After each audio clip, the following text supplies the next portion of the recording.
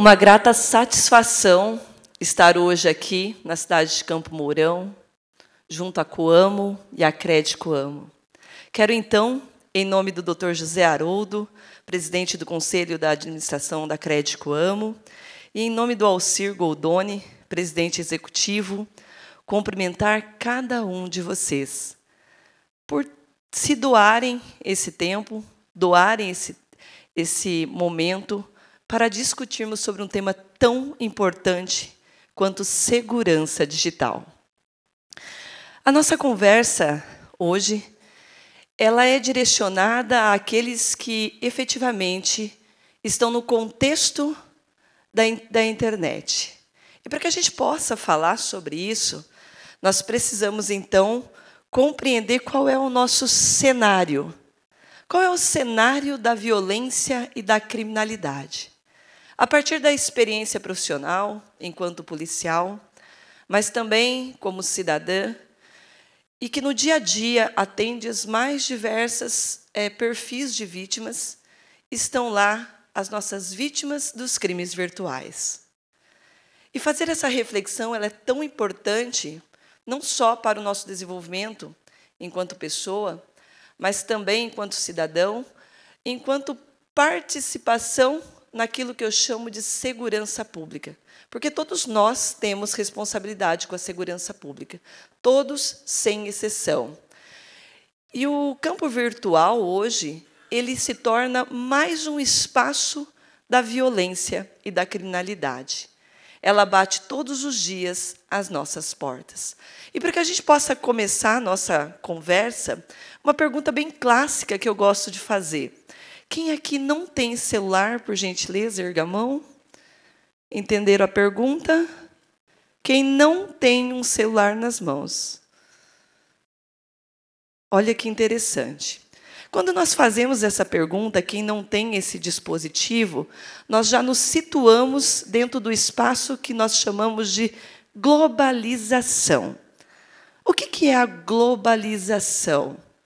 A globalização ela vem com uma principal ferramenta, que é a internet. A internet chega no Brasil há aproximadamente 20 anos. Desde então, nós passamos a ter tudo em tempo real. As notícias boas, ruins, elas acontecem numa velocidade luz. E nós, cidadãos, todos ali conectados. Os benefícios da globalização e com a chegada da internet traz também os seus malefícios.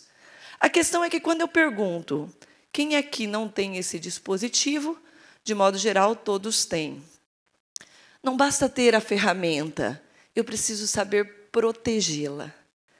E também não adianta nós termos grandes conhecimentos técnicos, porque, normalmente, a vítima não é quem tem o conhecimento técnico, é aquele que não tem, aquele que não sabe identificar um documento falso, aquele que não sabe perceber uma mensagem, um SMS que chega malicioso, aquele que recebe uma informação: oi, mãe, tudo bem? Troquei de telefone. A senhora tem como pagar para mim esse boleto? E cai no golpe do Pix. Normalmente, as vítimas estão num espaço de vulnerabilidade em relação ao conhecimento. E é nessa perspectiva que nós precisamos, então, construir a ideia sobre segurança. Quando se fala em crime digital, crime cibernético, crime informático, o que interessa para nós? A diferenciação entre esses termos. Enquanto cidadãos, isso não vai nos somar no sentido de conhecer, mas é importante entender que há diferenças. Enquanto cidadão, para eu perceber que eu estou diante dessa vulnerabilidade virtual, eu preciso entender que, de qualquer forma, seja ele um crime digital, seja ele cibernético, seja ele informático, todos são crimes.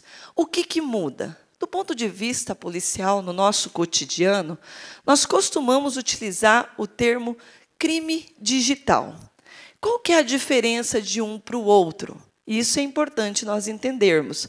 Assim como é importante entender o que é golpe, o que é fraude. E vocês vão perceber que cada conduta, ainda que criminosa, ela tem uma forma de execução e uma forma de alcançá-los. O crime digital, o termo mais comum, é como se fosse um gênero. Como que ele acontece? Ele é, na verdade, qualquer crime que se utilize de uma ferramenta digital. Não necessariamente que precisa ser através da internet. Vou dar um exemplo. Quando foi aberta a tela, pediram para que vocês fizessem a leitura de um QR Code. Qual que era a finalidade desse QR Code? Nos remeter a uma página onde teria um formulário disponível. Foi isso que vocês fizeram? Para onde que esse QR Code remeteu vocês? Para a página do Sescope? Isso. Veja bem, essa ação que nós fizemos foi através de um QR Code, de uma ferramenta digital, não necessariamente através de uma rede social, de uma internet ou coisa parecida. Assim como, por exemplo, o uso do Bluetooth.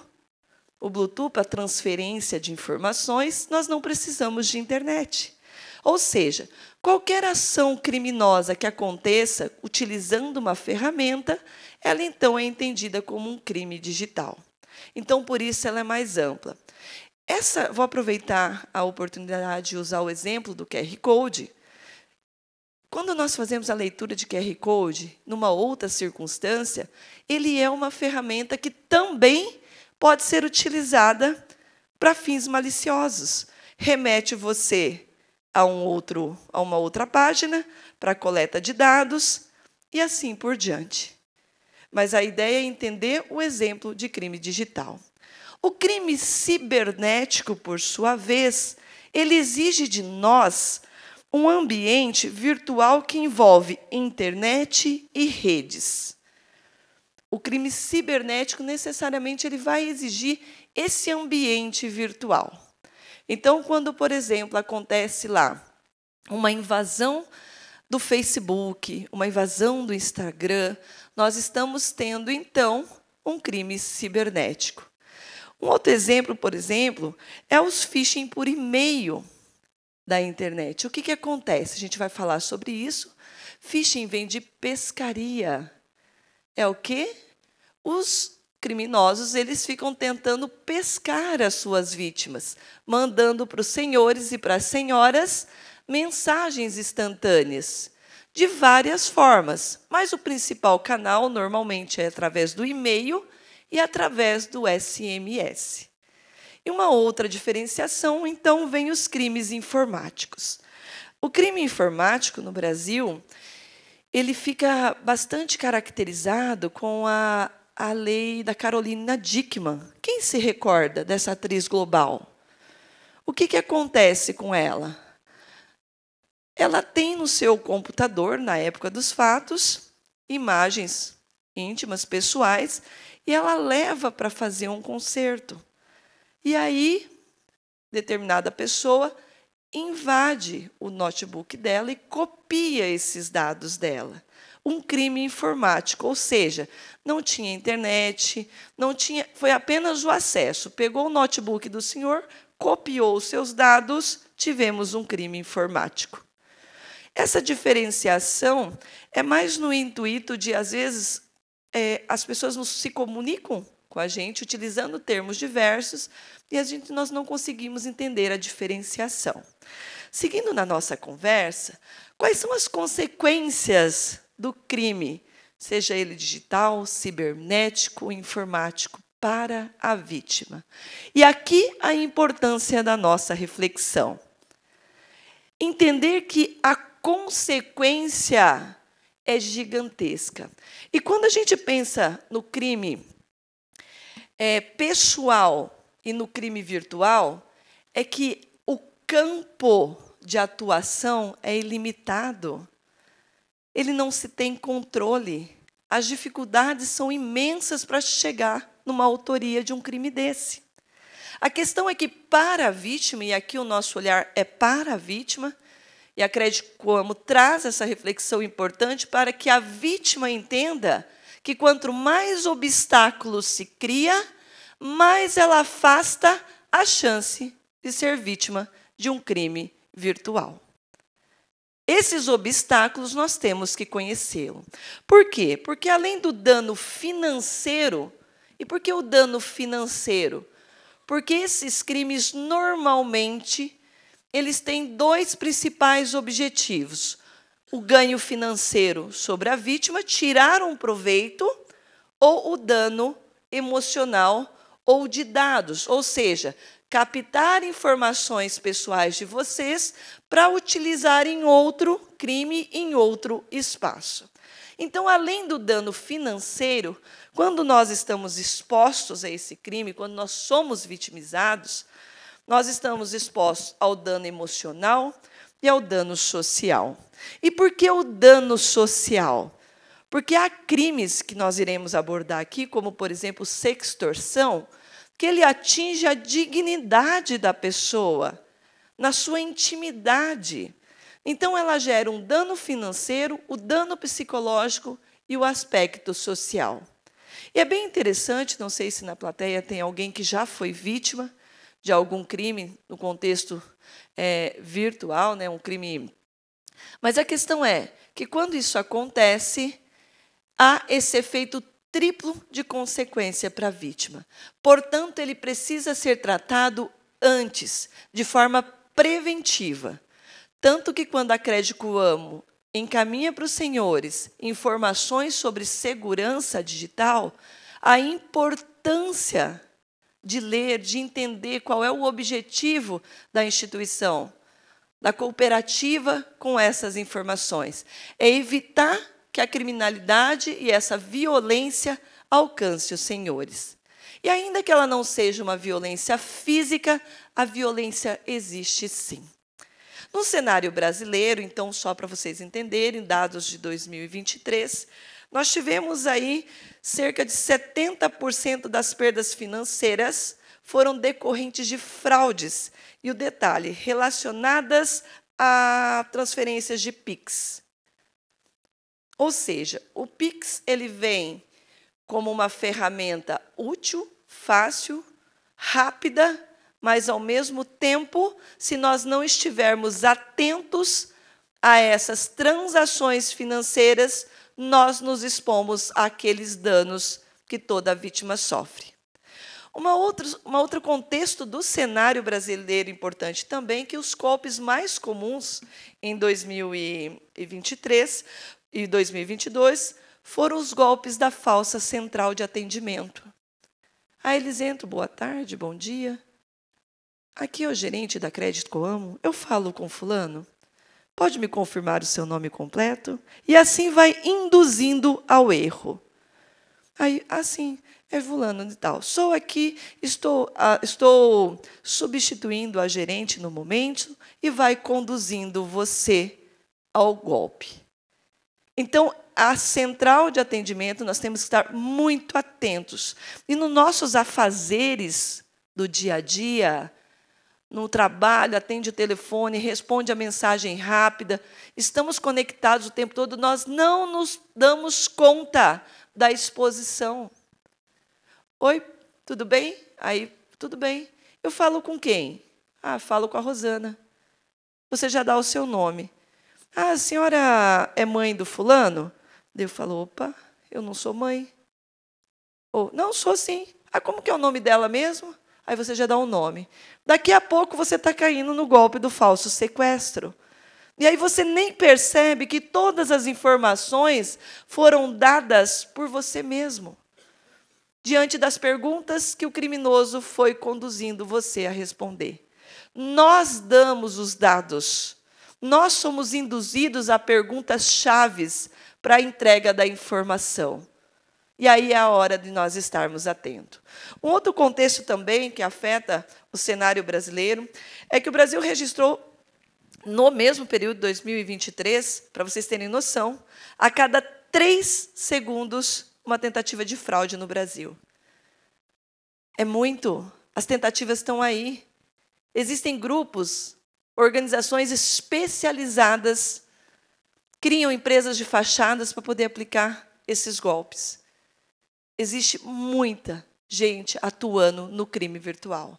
E essa reflexão é importante nós compreendermos. Nesse mesmo cenário, mais de 800 mil tentativas de fraudes, utilizando o nome de empresas, foram tentadas no nosso cenário brasileiro. Isso é preocupante. E só fazendo um reforço, período da pandemia. O período da pandemia ele traz um impacto social em relação a esses crimes, porque nós passamos a estar mais em casa. A nossa comunicação, as nossas ações, as nossas atividades, de modo geral, passam a ter como principal canal a internet. E ali também começa a vulnerabilidade e exposição das nossas vidas, das nossas informações para os criminosos. E aí vou mais além. Quem são os criminosos da internet? Como eles são? São homens, mulheres, crianças, adolescentes. E aí vem mais uma grande dificuldade. A sua face. Ele não tem uma face. Você não sabe efetivamente quem está por trás agindo. Você não sabe se é 1, 2, 10. Você não sabe como está organizado, se é um crime doméstico, se são grupos especializados. Mas tudo isso vocês vão perceber que segue uma dinâmica do crime. O modus de agir é de acordo com o que vai acontecendo e as atualizações vão vindo.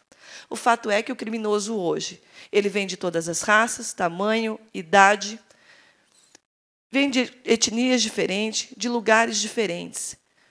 O golpe do Pix pode estar sendo aplicado com alguém que está lá do outro lado do mundo, utilizando um celular com código 44. E aí você cai, não, mas o código é 44, não tem problema. Você consegue hoje cadastrar um chip de celular em qualquer lugar do Brasil. Você pode estar lá no norte e pedir um chip aqui do 44 que você cadastra. E o pior, ainda cadastra no nome de terceiro, utilizando aqueles dados que foram coletados de vocês. E a gente não tem essa noção. Então, partindo desse conhecimento básico, eu preciso então entender qual que é a diferença entre fraude e golpe. É tudo igual? Existe diferença? Ah, eu caí num golpe. E talvez você não caiu num golpe, talvez você caiu numa fraude. O fato é que a conduta é a mesma. O crime é criminosa, ambas as ações. Mas mais uma importante diferenciação, assim como a questão dos crimes, é entender que tanto a fraude quanto o golpe, ela tem um objetivo específico. Então, imagine que a fraude ela é maior, é um macro. Ela exige do criminoso, da pessoa que vai cometer a fraude, um conhecimento mais específico. E aí, o que ele busca? Prejuízo institucional ou sistêmico. Vamos invadir o sistema da Crédito Amo. Isso aí é uma fraude. E vai exigir desses criminosos aquilo que nós denominamos de engenharia social. Engenharia social nada mais é do que ferramentas mais sofisticadas para invadir ou cometer determinadas ações maliciosas para acessar sistemas. E aí o criminoso ele está lá, imagina, ele fica criando uma engenhoca, né? Uma forma de como acessar, de como invadir, de como conseguir o objetivo dele. Um exemplo clássico, então, ele traz as instituições, quando elas são alvos de ataques, então elas estão nesse contexto de fraude. O golpe ele já é mais individual, tá? Ele já é mais direcionado para a vítima, e ele é direto, como a maioria dos golpes que nós vamos ver. Então, quando nós estamos, por exemplo, na unidade policial, o que mais nós atendemos lá são vítimas de golpes. São pessoas certas, determinadas, que chegam na delegacia para registrar um procedimento de determinado golpe, que no contexto do Código Penal vai ter lá o crime de estelionato, o crime de invasão de dispositivo, enfim, vai ter uma tipificação na nossa lei penal.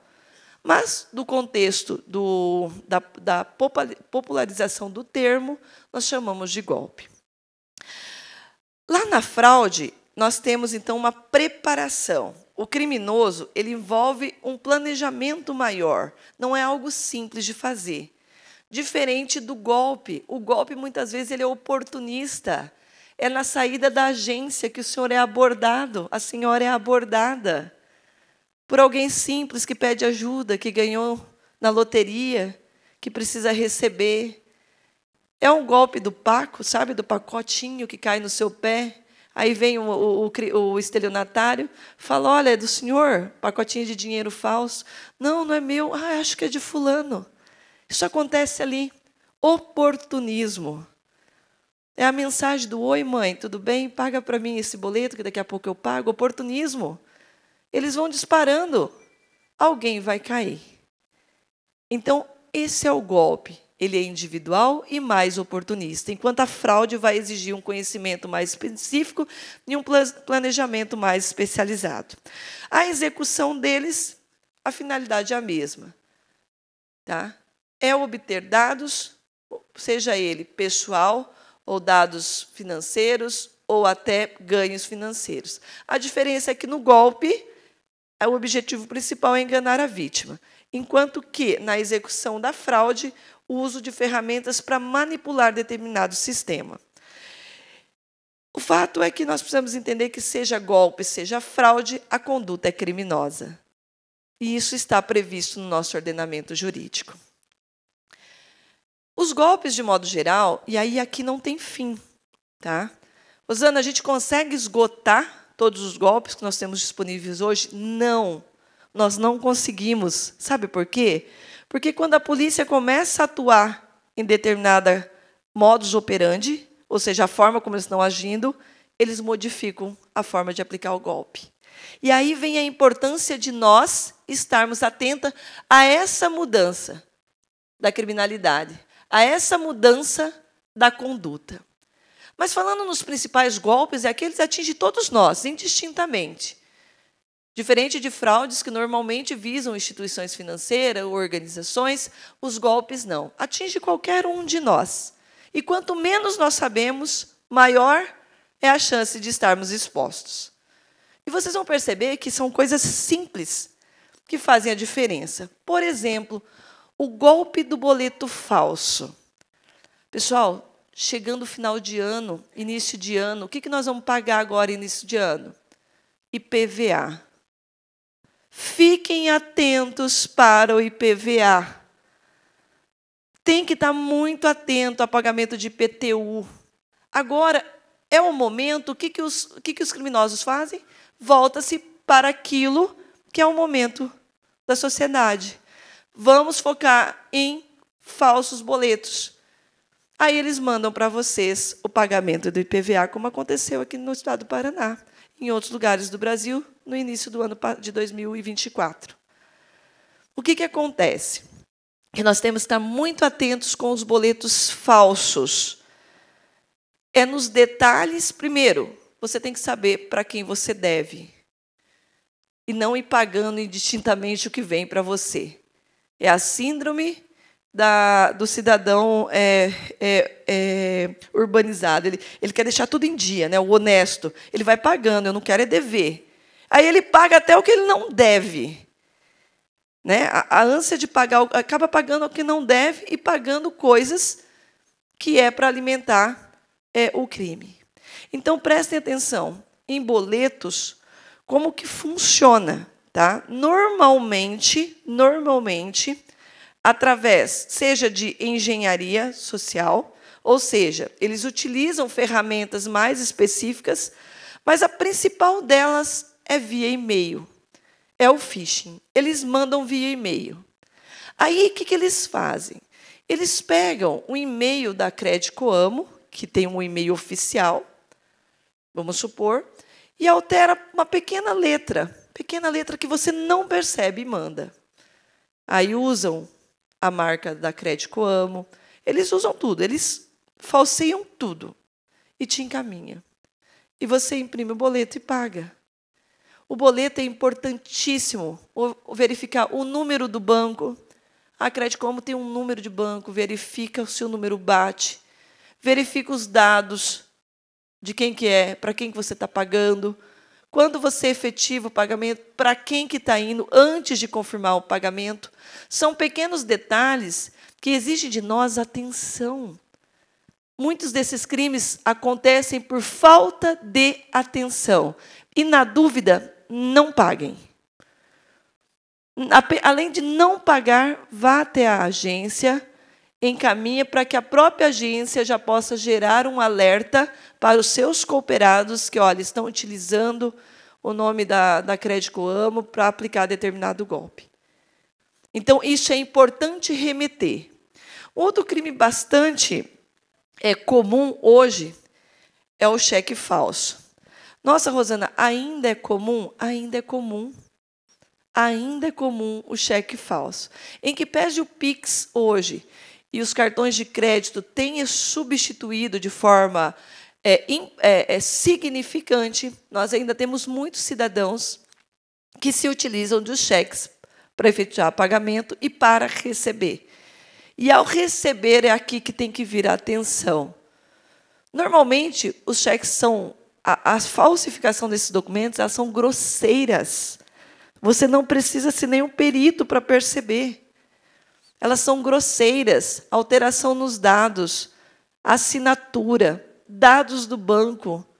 Então, eles falsificam, às vezes, a folha toda. E aí, naquela correria nossa, nós não nos atentamos. Eu tenho que saber com quem que eu estou fazendo o negócio. Eu tenho que ter essa consciência.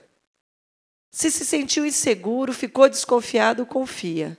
Confia na sua desconfiança e não feche o negócio. Não faça. Mas o cheque é importantíssimo também estar atentos para esse tipo de crime. O golpe do cartão de crédito. Em propriedades rurais, nós temos tido ocorrências de vendedores, olha que interessante, que vão até a propriedade rural, vendedores. Aonde que acontece o crime de furto? Na hora de pagar. Você pega o seu cartão de crédito e passa na máquina de cartão do falso vendedor. Ou seja, a venda ela está acontecendo, o produto está sendo entregue, mas o crime vai acontecer justamente na hora que você coloca o seu cartão de crédito. E aí, hoje, nós temos a opção do cartão virtual, por exemplo, para compras online.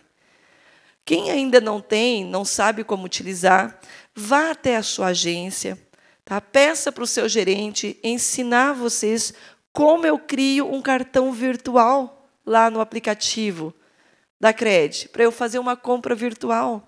Ou seja, é mais uma opção, mais uma oportunidade de você gerar, por exemplo, segurança numa compra virtual. Porque é criado um cartão na hora, uma numeração sequente na hora. Então, você aumenta a chance de não ter, por exemplo, um cartão de crédito clonado, seja na internet, seja através de engenharia, seja através de phishing, ou até quando você for efetivar essa compra pessoal, fiquem atentos, principalmente de compras de vendedores ambulantes. Porque ali você não sabe quem é a empresa, você não sabe de onde vieram, você apenas está pegando um produto e comprando. Então, essa atenção é fundamental. Um outro golpe também muito comum que hoje tem acontecido é o falso intermediador. Já ouviram? Eu não vou usar o nome da empresa. Compre e venda de veículos pela internet. Então, você anuncia a venda do teu veículo. Já viram esse golpe? É um dos mais comuns hoje. Tá? Ele ficou até conhecido como o golpe de uma determinada empresa na internet, de tanto golpe que acontecia naquela página de vendas. Mas o que acontece? Você anuncia a venda, vamos supor, anuncia a venda de um maquinário. Aí, o estelionatário vai lá e manda para o senhor: boa tarde, tudo bem? Eu tenho interesse no maquinário do senhor. Daí o senhor troca informações com ele, a conversa vai para o WhatsApp, e ali o estelionatário começa a agir. Como que é o nome do senhor? O senhor aqui, na terceira fila, de cinza, chapéu marrom. Seu José. O senhor mora na propriedade rural, seu José? Mora? O senhor tem maquinário lá? Não? Alguém próximo que tem maquinário? Muito bem. O senhor é? Seu Alderico. O seu Alderico anuncia lá na internet a venda de um determinado maquinário dele. Aí, o estelionatário vem, vê, printa, ele faz uma cópia das tuas postagens e anuncia num outro site. Olha que interessante. E aí ele manda mensagem para o seu Alderico e fala assim, seu Alderico, eu tenho interesse, o senhor segura para mim? Mas, por favor, tira aí, vai que alguém quer comprar. E o senhor vai lá e tira o teu anúncio. Aí o senhor tira o teu anúncio porque o estelionatário está pedindo, falando que tem interesse em comprar. E ele pega aquelas imagens que ele fez e anuncia em outro lugar. E começa, a partir de lá, dessa outra página, a aplicar um golpe em outra pessoa. Aí um terceiro vai lá naquela página, ele pega o maquinário do senhor, seu Alderico, e anuncia por um valor abaixo. Então, vamos supor que custa 150 mil. Ele vai lá e coloca 110 mil. 40 mil, 50 mil é interessante? É uma proposta interessante? Atrativa na internet?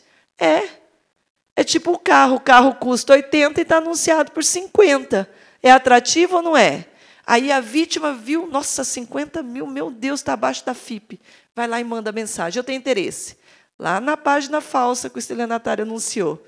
E ali ele começa a conversar, o estelionatário conversa com o senhor, conversa com a outra vítima, e eles conseguem, tá, de forma, com muita destreza, colocar o senhor junto com a outra vítima, e ele diz assim, olha, o meu primo vai aí, mas o senhor não fala nada para ele. Ele consegue fazer um encontro entre vocês.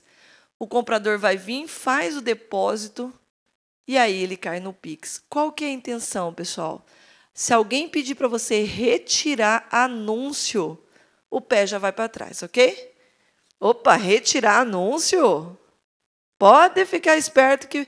E qualquer compra ou venda online, preste atenção. Na hora de efetivar o Pix, veja quem é o destinatário. Não coloque intermediador no meio. É você e o comprador, você e o vendedor. Ponto. Não tem que existir intermediários nessas vendas online. Tranquilo? Seguindo na nossa conversa, nós temos, então, o golpe do suporte técnico. E aí, os golpistas fazem o seguinte. Deixa eu pegar a senhora. Tão quietinha aqui, como é o seu nome? A dona Lúcia. Eu vou só usar a dona Lúcia. Bom dia, dona Lúcia. Meu nome é Rosana Botelho, sou da Crédito Amo. E vai falando bem rapidinho com a dona Lúcia. Vai falando. A dona Lúcia, lavando louça, limpando, organizando as coisas assim. Dona Lúcia, é o seguinte, nós notamos aqui que teve uma tentativa de acesso no aplicativo da senhora. Como assim? Sim, a gente precisa estar fazendo algumas verificações. E ela já fica desesperada. E a golpista aqui, vai conduzindo através do suporte técnico até que eu consiga ter acesso ao celular dela. E eu faço isso como? Através de mensagens. Dona Lúcia, vai ser enviado à senhora um SMS. Eu preciso que a senhora clique nesse link e preencha os dados que seguem. E a senhora está tão desesperada que a senhora vai preenchendo e nem se dá conta. Presta atenção. Nenhuma instituição financeira, nenhuma cooperativa de crédito vai pedir aos senhores senha, acesso ao seu celular, vai pedir para instalar qualquer coisa no seu celular ou no seu computador. Não vai. Tá? Nenhuma instituição financeira séria, legal, legítima, vai pedir para o seu cooperado para fazer esse tipo de conduta. Não vai. Tanto é que, quando os senhores querem instalar o app, você tem que ir lá na agência para poder validar.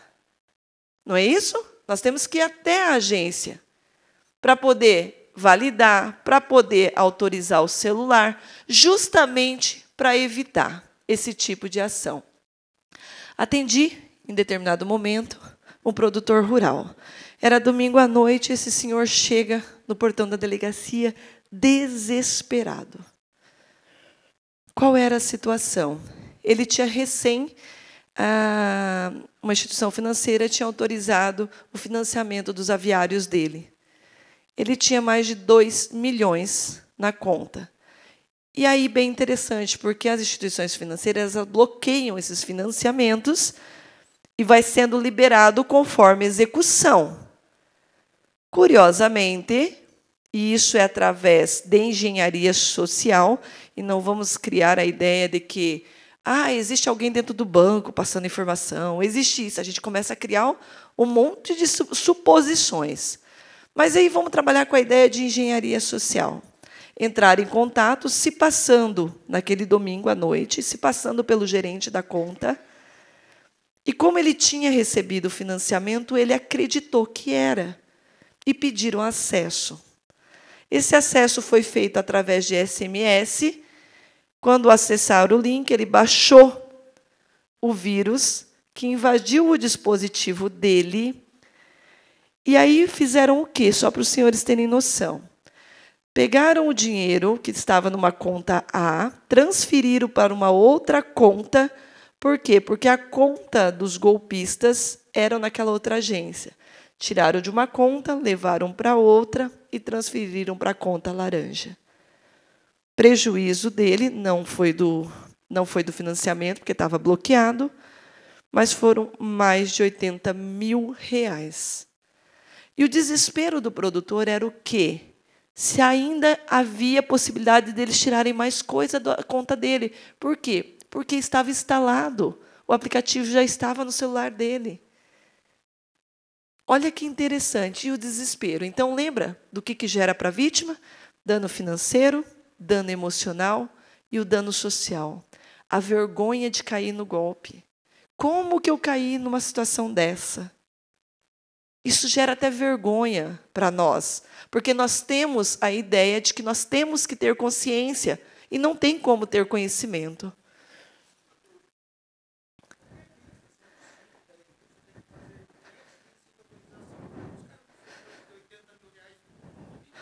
Porque ele já acessou o seu aplicativo. Inclusive, tem agências que exigem que você faça a alteração do valor de Pix lá na agência. Outros você aumenta no próprio aplicativo.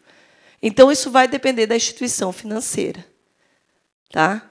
Então, assim, valores de Pix, nós determinamos os limites, né, dentro da nossa conta.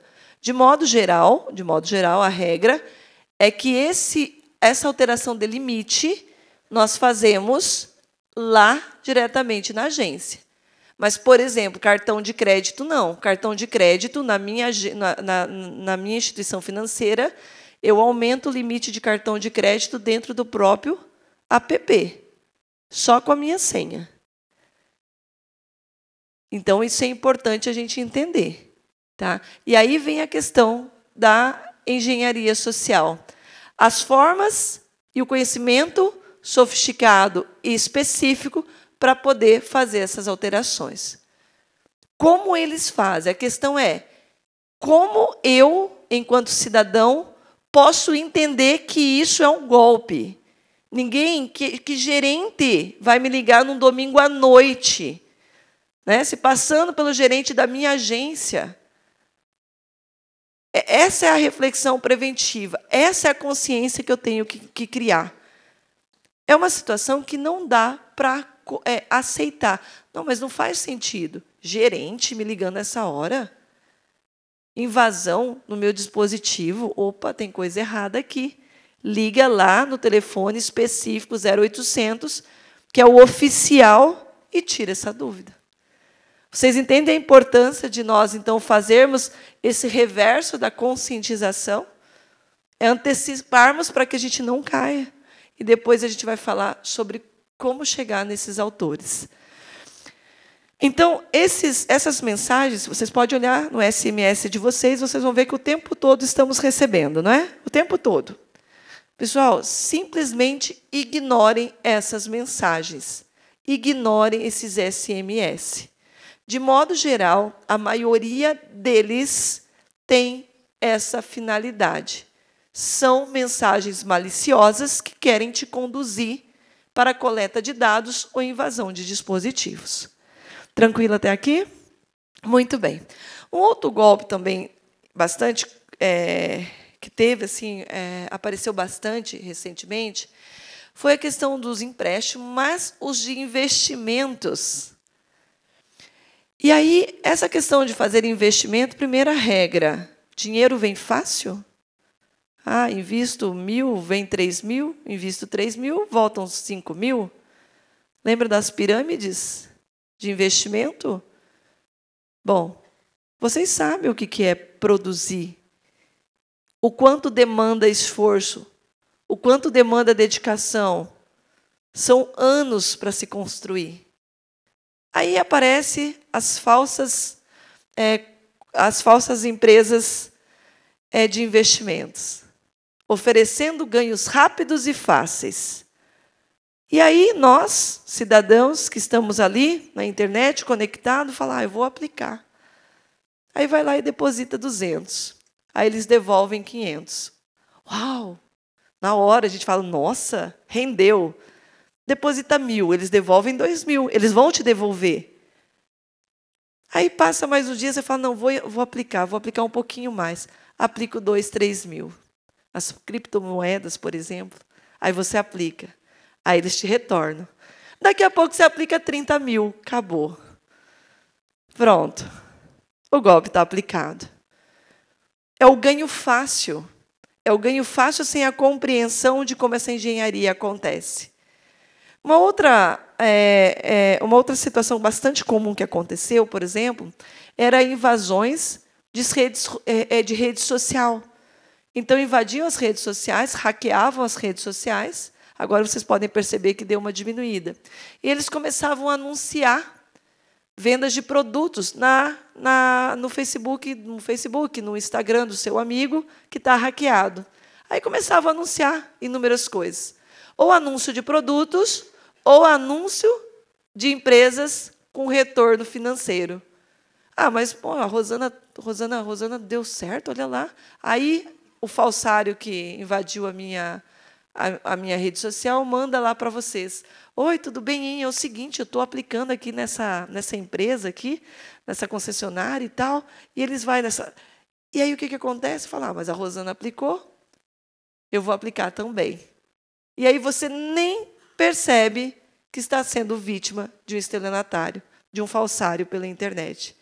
Que além de hackear uma conta, ele ainda vai aplicar o golpe em todos os seguidores e todas as pessoas que têm conectadas naquela página da pessoa que você também está conectada. Eu, pessoalmente, normalmente, quando eu via que alguém teve a página hackeada, eu automaticamente já bloqueava.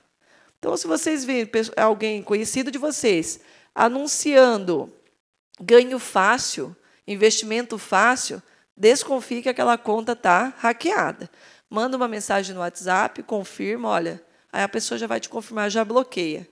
Tá? Porque a partir dessa engenharia eles vão acessando os seguidores que estão ali naquela página. Tá? Então, às vezes, a gente não tem essa percepção e não tem esse mesmo conhecimento. Um outro golpe também é o golpe da doação. Tá? Principalmente a doação pela internet. Presta atenção, se vocês querem colaborar, querem fazer doações, isso aqui aconteceu muito agora no período que nós vivemos lá com o Rio Grande do Sul. Quem teve a oportunidade de acompanhar, lamentavelmente, a ação criminosa também aconteceu sobre a dor do outro. E, infelizmente, muitas pessoas contribuíram, acreditando estar contribuindo com a população do estado do Rio Grande do Sul e, lamentavelmente, estavam sendo vítimas de golpistas na internet.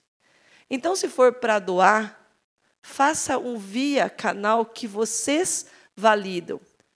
A Crédito Amo está promovendo uma ação. Faça através deles. Por que eu vou doar direto lá no estado se eu posso fazer através da cooperativa? Se eu tenho um canal seguro para fazer. Um outro golpe também bastante comum que é o das redes sociais, que é a sextorção. E aqui eu vou falar bem rapidamente, por conta de que, quando a gente fala em crimes na internet ou através de dispositivos, enfim, eu vou falar sobre nós, mas também já chama a atenção. Provavelmente a maioria aqui é pai, é mãe, é avô. Não esqueçam das nossas crianças. Não esqueçam de proteger os nossos pequenos dessa violência que está no mundo virtual. Estejam atentos para aquilo que os nossos filhos, os nossos netos, os nossos queridos, os nossos pequenos estão assistindo, estão jogando. Veja quem está influenciando a fala dos nossos filhos, o modo de se vestir, o modo de se comportar, porque a gente não está atento para isso. Quem são esses influencers dos nossos pequenos? E isso impacta diretamente na formação deles, na construção do caráter e da personalidade dos nossos pequenos. Mas o crime de sextorção, ele atinge qualquer um de nós. Normalmente, o criminoso ele busca atingi-lo no seu emocional.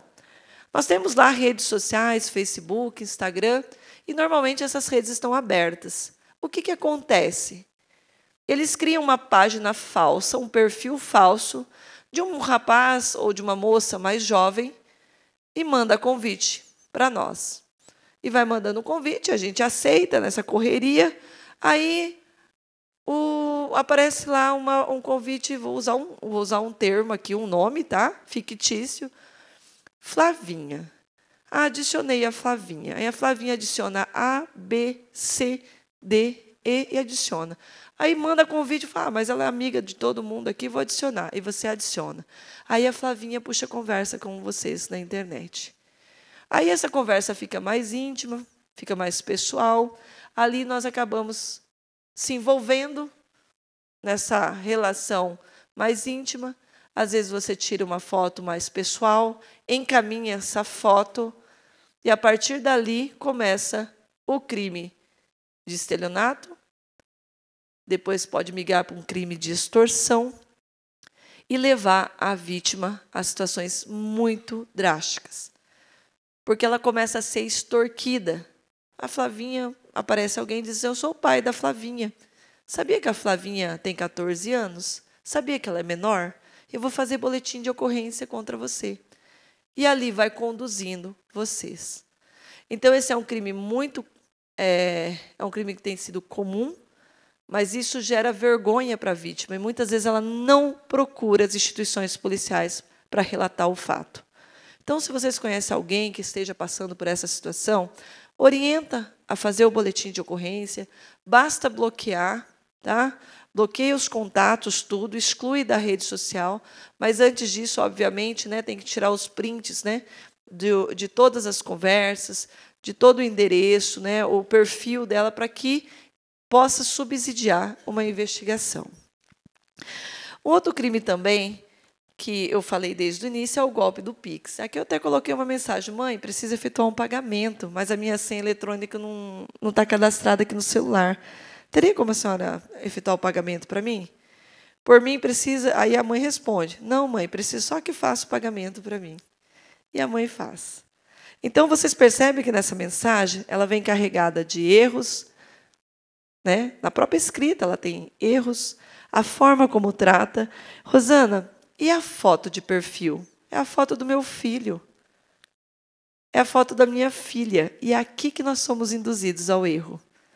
Porque aqui também demandou engenharia social. Provavelmente alguém da sua lista de contatos teve o WhatsApp clonado, estava lá todos os acessos, eles começam a disparar as mensagens. Eles vão mandar até para quem não tem filho, né? Até eles vão mandar, mas aquele texto vai dar certo. Rosana, o que eu faço na situação do golpe? Do Pix, que é muito comum. Pessoal, faz um print daquele número, né, daquele perfil ali, ó. faz um print, aqui eu apaguei o número, né? Mas ali aparece o número, faz um print e posta no status do teu WhatsApp, no teu Instagram, no teu Facebook, informando que alguém está se passando por você ou pelo seu filho para aplicar golpes, para poder alertar outras pessoas. Segundo, depois que vocês printarem, vocês denunciam via WhatsApp. Tá? O WhatsApp ele tem o próprio canal de denúncia pelo aplicativo. Vocês têm que fazer a denúncia para que esse número seja bloqueado pela própria plataforma. Essa conduta é importante. Além disso, registrar o boletim de ocorrência, às vezes o pessoal fala assim, mas não vai conseguir resolver.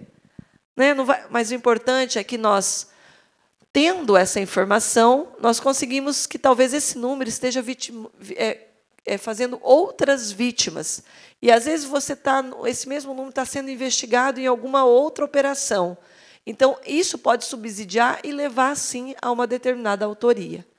Tá? Além do que, é importantíssimo para as instituições de segurança pública ter esses dados para que a gente possa entender como a dinâmica do crime tem afetado a sociedade. Então, você diminui os índices numa área e, de repente, está aumentando. Onde foram parar os estelionatários? Onde foram parar os golpistas? Foram para a área virtual. E é através do boletim de ocorrência que nós fazemos essa medida. É ali que é a nossa régua. Pois bem, fraudes. E como nas fraudes? Como esses criminosos roubam, fazem os roubos, acessam os nossos dados? E aí a fraude, como eu expliquei para vocês, ela demanda do criminoso um conhecimento até mais específico, uma engenharia, ferramentas mais sofisticadas para acessar os dados que nós buscamos. A engenharia social, então, são essas técnicas de manipulação que buscam, sim, acessar dados confidenciais e pessoais dos senhores, seja de forma direta ou seja através de acesso a bancos de dados de empresas, de organizações, enfim. Uma outra forma é o phishing. O phishing é o quê? É a pescaria. Vai disparando e-mail, SMS, alguém vai cair. Alguém vai cair. Então, assim, de cada 10, um cai, de cada 100, um cai, dependendo o golpe, ele já traz um resultado para o criminoso. E uma outra conduta é através dos vírus, tá? Que são o quê? São programas maliciosos, como eu dei o exemplo da falsa gerente, que pediu para instalar um aplicativo no celular do produtor. E ali houve a invasão. Essas fraudes, normalmente, elas estão muito caracterizadas, por exemplo, nessa condução nossa, para compras online. E olha aqui que interessante. Quando nós vamos fazer compras online, alguém aqui costuma fazer compra online? Costuma? Bastante, bastante. Isso aí é consequência até da pandemia, né?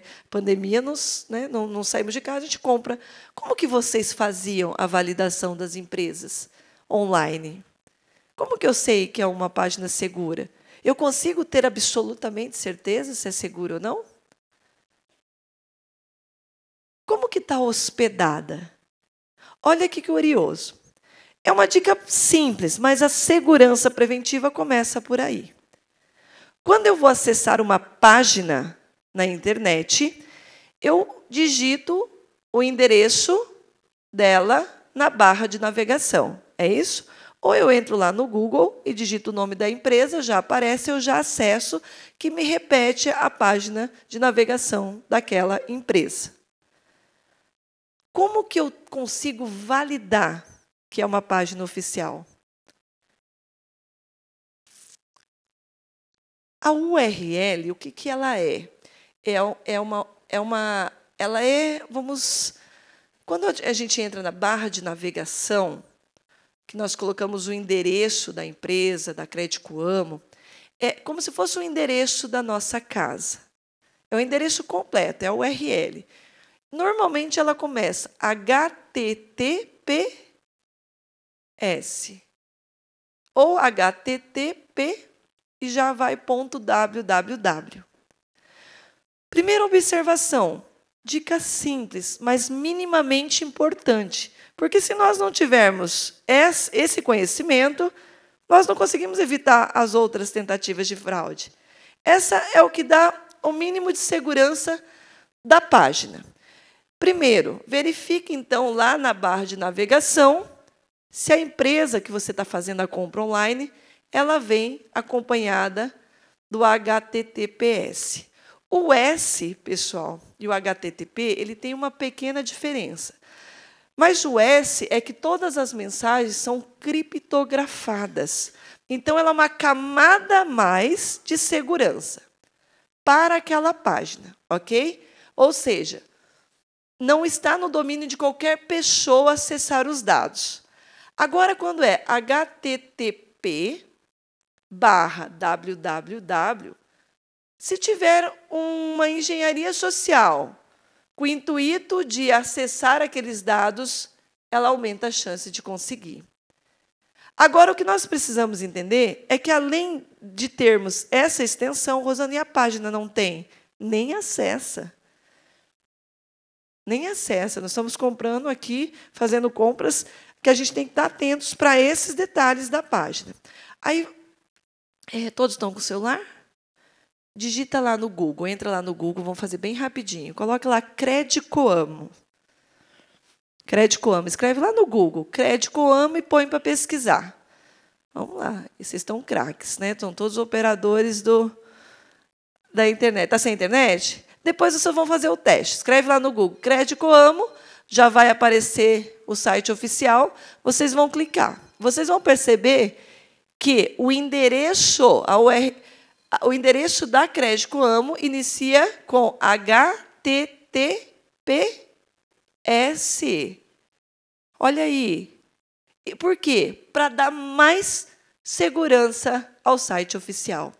Como é que eles falseiam essas páginas? Eles mudam uma pequena letrinha. Lá na Cred, coloca Cred com I. Credi. Pronto. Você nem vê o izinho. E cria uma interface na internet igual a da Cred. E te remete. E aí eu não tenho como falar de responsabilidade da instituição financeira. Porque nós temos que ter esse conhecimento mínimo. Esse pequeno tema, mas Cred com I? Eu tenho que saber.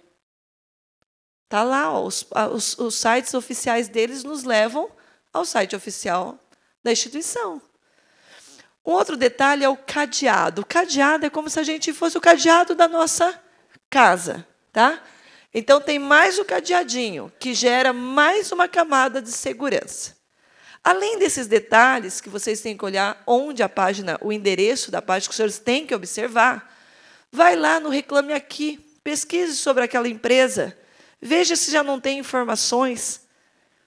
Porque, senão, pessoal, nós, nessa ânsia do fazer a compra, de concretizar, nós não nos prendemos a fazer uma verificação dessas páginas, se elas são falsas ou não. Então, fiquem muito atentos a compras online e a páginas que os senhores acessam. As bets, ou jogos de azar. Bets são apostas. Essa também nós vimos aí, acompanhamos recentemente, uma grande operação no Brasil, envolvendo influenciadores, cantores, etc., que repercutiu na questão dos jogos de azar. Primeiro, jogos de azar no Brasil é crime e está lá na Lei de Contravenções Penais, exceto aqueles que são regulamentados, como, por exemplo, as loterias, telecenas, mega-senas, enfim, esses vários jogos que estão regulamentados. A Lei 14.790, que é de 2023, ela vem e regulamenta que empresas possam também desenvolver esses jogos online.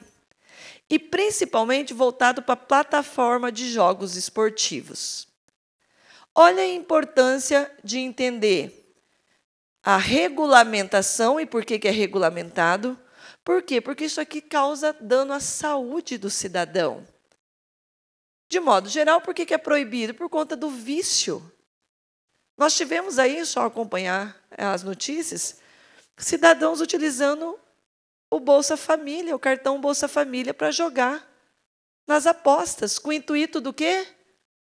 De ganho rápido e fácil. Essa mesma realidade, atendemos uma situação lá, no nosso cotidiano de trabalho, uma jovem de uma empresa que ela ia tirando aos poucos. Ela cuidava do financeiro da empresa, tirava 50, 100, 150 reais. E, para vocês terem noção, ela já fazia a transferência direto para o site de apostas. E como que o dono da empresa percebeu? Quase 90 dias depois. Porque ela fez uma transferência muito alta. Então, para vocês perceberem o vício que isso tem levado.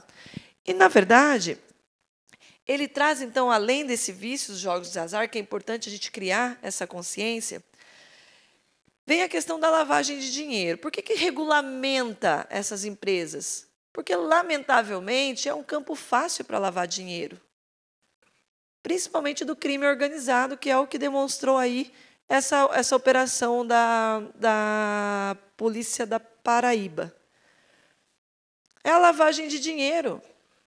Ou seja, são grandes organizações criminosas lavando um dinheiro ilícito através de uma atividade que está regulamentada, que é os jogos online.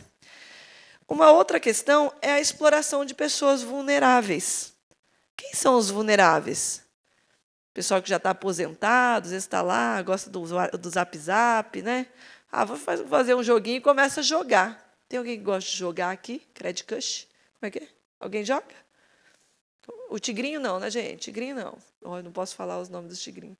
Tigrinho também, se vocês pesquisarem, nós tivemos aí bastante.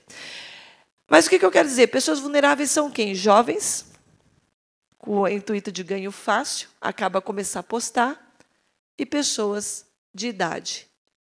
Muitas vezes ali está um tempo mais ocioso, acaba também tornando isso um entretenimento e daqui a pouco migra para um vício. Por isso é importante pensar os jogos, como saúde pública também. Uma outra questão é o impacto da saúde mental, a perca financeira, como que pessoas que são dependentes de um Bolsa Família utilizam esse mesmo ganho para jogos de azar.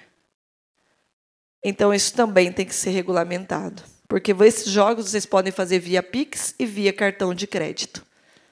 Tá? Então, está ali disponível as formas de pagamento, facilitando para você jogar. A dependência, e aí, Rosana, como que eu protejo? Como que eu fico atento a isso? Pessoal, no meio dessas empresas que são regulamentadas, existem aquelas que não estão, que inclusive estão hospedadas em outros países. E nós temos que ficar atentos, porque tem países que os jogos não têm regulamentação, é 100% proibido. De repente, você não comete o crime aqui, mas aí você está jogando numa página que está hospedada em outro país, que lá é crime. E daqui a pouco você está sendo alvo de alguma operação. Então, muitas vezes, a gente tem que, primeiro, entender quem são essas empresas que estão credenciadas. E aí basta você ir lá no Banco Central do Brasil e fazer a pesquisa sobre aquela empresa. Se ela está ou não autorizada, se ela está ou não atendendo aquilo que está previsto nas regulamentações. Estabelecer limite financeiro. Nós não podemos jogar indistintamente. Para quem gosta dos jogos online, aí, nós temos que aprender a estabelecer limites financeiros, porque senão isso vira vício. Uma outra questão é evitar essas apostas compulsivas. A aposta compulsiva, assim como o golpe das pirâmides, do ganho fácil, é a mesma coisa. Aposta 100 ganhou, aposta 200 ganhou, aposta 1.000 ganhou, aposta 10 perdeu. Aí não se tem. Aí pega e vai tentar recuperar os 10. Aposta mais um pouco. E assim vai. Uma outra importante observação é que, se você não entende, procure, né, como é que funciona, procure informações com alguém que já faz uso da plataforma, para não correr no risco. E eu deixo a mensagem sobre as bets. O jogo ele é responsável, mas você tem que ter responsabilidade de jogo. Tem que ter muita responsabilidade. Quem torce, quem, enfim, tem que ter responsabilidade. A gente pega aí as plataformas aí, tem uma bem famosa agora, que inclusive são jogadores, né? Jogadores aí de reconhecimento mundial, né? Incentivando o jogo responsável de determinadas plataformas. E nós somos induzidos a isso. Pois bem, para finalizando a nossa conversa, a proteção desses dispositivos hoje, da melhor forma, seja computadores, enfim, nós vamos sim, pessoal, aprendam a criar senhas fortes. Pessoal, eu vou falar para vocês. Celular, a data de nascimento que a gente usa, a data do filho, nascimento do filho, é normalmente senha de banco. Normalmente vinculada à data de nascimento. Nós acabamos criando senhas para facilitar a nossa rotina, mas são senhas tão fáceis, tão dedutíveis, que acaba avançando na questão da engenharia social. Então, criem senhas fortes, criem dispositivos de atualização nos computadores dos senhores. Se vocês não sabem fazer isso, peça para o neto, peça para o filho, para instalar antivírus. Não abram qualquer recurso dentro dos computadores de vocês. Não acessem qualquer página nos celulares dos senhores. E aí, de forma bem rápida, o WhatsApp. Quem aqui não utiliza o WhatsApp ergamão? Todos se comunicam pelo WhatsApp. Agora, bem rápido. Quem aqui tem já a segunda camada de segurança do WhatsApp? É pouco. Quem aqui nunca ouviu falar dessa camada? Pode falar, nem sei o que é. Pois bem, a verificação em 2 etapas ela é bem simples, tá? Você entra lá no WhatsApp, aí você vai lá em configurações. O senhor vai lá em configurações, vou mostrar bem rapidinho aqui só para vocês entenderem, tá? Configurações, vai em conta, verificação em 2 etapas. Depois vocês vão assistir, a palestra vai ficar disponível, vocês vão acompanhar o passo a passo. Verificação em 2 etapas. Vocês vão criar uma senha de 6 dígitos, tá? 6 dígitos. Essa senha não pode ser esquecida. Em seguida, vocês vão inserir um e-mail, para que, caso vocês percam, vocês tenham condição de recuperar. E aí, sim, você protege o seu WhatsApp de uma eventual invasão. Porque todas as vezes que alguém tentar invadir o seu aplicativo, vai pedir essa segunda camada. E você não vai digitá-la em nenhum outro lugar. Só se digita ela quando você abre o WhatsApp e, de vez em quando, ele abre a telinha lá. É o único lugar que você digita. Essa senha você não digita em nenhum lugar. Assim, você protege o seu aplicativo. Uma outra importante observação no aplicativo dos senhores, proteja a foto dos senhores. Simples também. Vá lá em conta, privacidade. Vocês vão ver que a maioria de vocês estão com a foto pública. Ou seja, qualquer um que tiver seu número tem sua foto. Aí eu printo ela e se você não atualizou o WhatsApp, ainda dá para printar, porque até agora já tem uma atualização que a gente não consegue printar a foto do WhatsApp. Por quê? Justamente para evitar os golpes. Aí vai lá em privacidade, foto de perfil, vocês vão ver que de vocês vai estar provavelmente marcado todos. Ou seja, qualquer pessoa pode ver. Vai lá e coloca nos meus contatos, ou seja, só vê a foto de vocês se tiver na tua agenda telefônica, ok? E o Instagram, pessoal, também. Protejam os dados de vocês, se não são pessoas públicas. Por que a conta de vocês é pública? Se está público, qualquer um acessa. E aí, no Instagram, bem simples também. Abra lá no cantinho inferior, ó, ali onde tem um sanduichinho, né, as 3 camadinhas. Aí vai ter as 3 linhas no canto. Vai em configurações, bem simples. Privacidade de conta. E ali, ó, esse botão vai tá apagadinho. Vocês vão clicar nele, ele vai ficar azul. A partir de agora, a tua conta fica privada. Ela vai ficar privada. E se alguém quiser acessar o seu Instagram, vai vir lá um convite. Você confirma ou não se a pessoa vai acessar ou não a sua página, né? Se vai ser o seu seguidor ou não. E aí, fiquem atentos. Para quem tem computadores, ainda armazena dados no computador, aprenda a fazer backups Tá? Hoje a gente tem as nuvens, você paga um valor mensal lá para você armazenar, para não correr riscos de perder. Teste de recuperação e mantenha a segurança. Bem rapidinho, esse aqui também. Tire uma foto desse código. Para que ele serve? O asterisco sustenido 06 sustenido, ele traz o e-mail. O que é o e-mail? É o código de identificação do seu aparelho celular. Não existe nenhum outro igual. É tipo o RG do teu celular. Quando você é furtado, você é roubado, se você é sequestrado, enfim, levam o teu celular, é por esse e-mail que a polícia inicia uma investigação. Olha a importância. Normalmente ele vem na caixa do aparelho celular, na nota fiscal, ou se você digitar, e agora vai lá no tecladinho, digita no teu celular, já vai aparecer o e-mail do seu aparelho celular. É fundamental também para poder esclarecer situações que envolvam perca, roubo, sequestro, enfim, é um dado fundamental para uma atividade policial. E para terminar nossa conversa, a Credicoamo, ela tem hoje o programa Clique Consciente, Juntos por Mais Segurança Digital. Tem várias dicas de segurança na página, fundamental. Leiam com atenção, porque isso agrega muito na nossa segurança preventiva. E assim, eu vou finalizando a minha conversa.